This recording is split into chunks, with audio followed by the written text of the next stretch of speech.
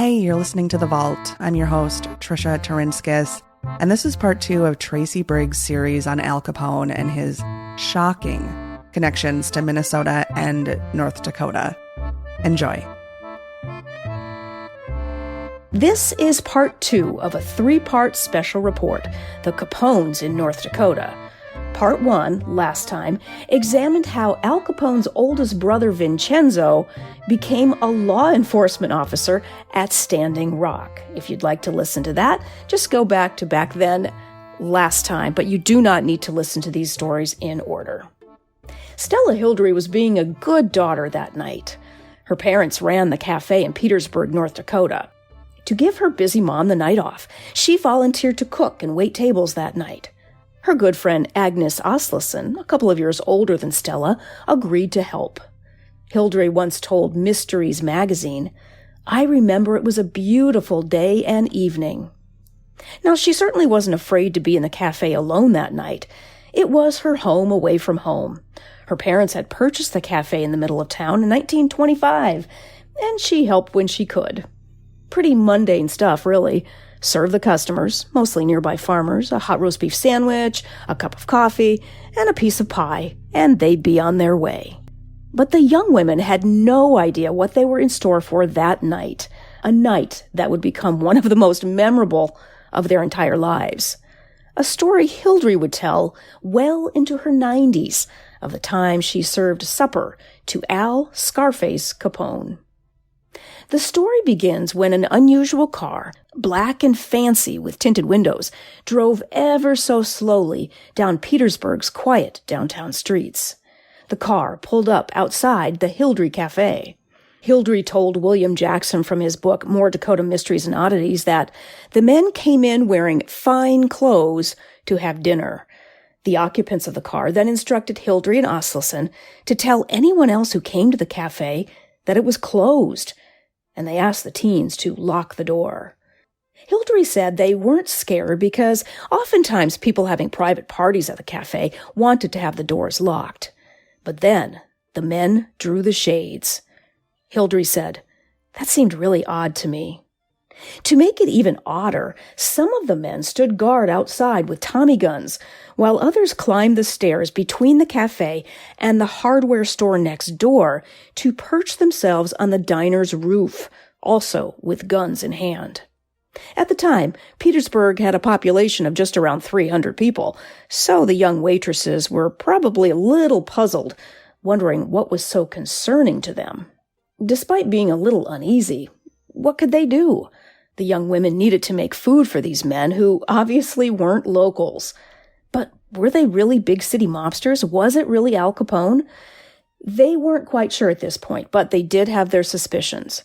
No matter who they were, they all ordered steak, and the young waitresses started cooking. Hildrey said later, they were all very nice-looking and polite. They took up 2 tables, and one man even went to play a few popular tunes on the piano. Hildrey said, "We never heard it played that nice before." Best of all, Hildrey recalled that Capone and his men liked their food. She said, "They enjoyed our cooking. They couldn't get over how we 2 girls could cook those steaks." They were all very nice. This one especially, I'm sure it was him, Capone. He was very nice to us. They just seemed like a group of people who came in for a good time. The mobsters didn't stay long, and when they left, the man believed to be Capone left each of them a $5 tip. In today's money, that would equal about $87. So you can imagine, the girls were thrilled.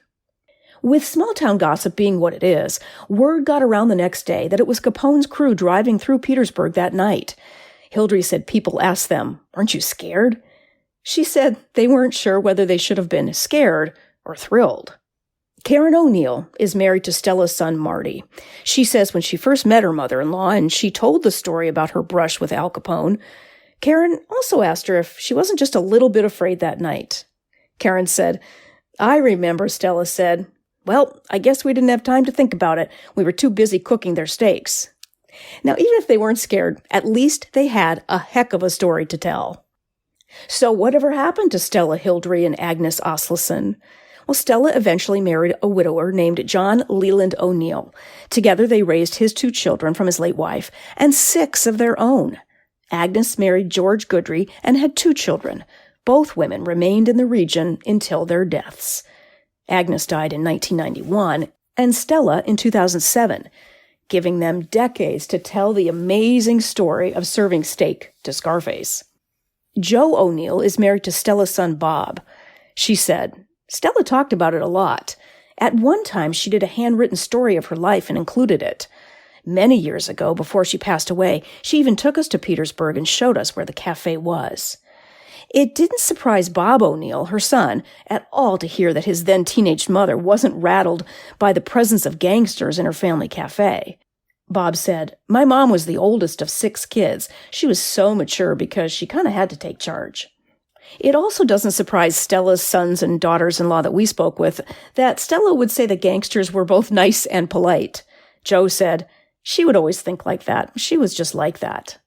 Bob added, "My mom taught us that if you didn't have anything nice to say, don't say anything. So sometimes if we get a little quiet, you'll know why." But was this really Al Capone that night? At this point, there is no definitive proof that it was him and his crew driving through Petersburg that night, but given the secrecy of the mob boss and his efforts to lay low when he traveled, evidence, and certainly photos, would be hard to come by. But over the years, he had been spotted by many people traveling along a route that included what is now North Dakota Highway 2 that goes right through Petersburg. His bootlegging interest in smuggling whiskey in from Canada would give him reason to be near the border. To have any hope of verifying that Capone and his men were actually in Petersburg, it might help to know exactly when this incident happened, but that's not exactly clear. Stella's son Marty O'Neill believes his mother was about 16. Other published stories simply say that Stella and Agnes were teens and high schoolers. So, given the girls' birth dates, it most likely happened between 1926 and 1929. It is interesting to note that, according to Capone's biography, he went into hiding for 3 months in 1926 after he and some of his gunmen inadvertently killed a prosecutor in Chicago. So, was North Dakota considered remote enough to be his hideout spot for those 3 months? Or was he here for another reason? As mentioned in part 1 of the Capones in North Dakota, Al Capone's older brother Vincenzo was working as a federal agent in North Dakota at this very same time. Is there an off chance he was stopping by to say hi to his big brother or even talk business? That's probably not likely, as the brothers from opposing sides of the booze battle had informally agreed to stay out of each other's territories. Also, while Vincenzo was technically working in North Dakota, he was stationed at the Standing Rock Indian Reservation, which is more than 4 hours south of Petersburg. And finally, Capone was known to head north from Chicago to vacation in nearby Minnesota and Wisconsin, so a trip to eastern North Dakota is certainly within the realm of possibility. In fact, rumors have swirled in the Grand Forks area for years about close relationships between Capone and some bar owners in East Grand Forks. It was also rumored that he visited or even had homes on lakes in western Minnesota, including Lake Melissa, Bass Lake, Little Bemidji, and Fishhook Lake. That's just to name a few. We will tackle Al Capone at the lake and more in part 3 of the Capones in North Dakota.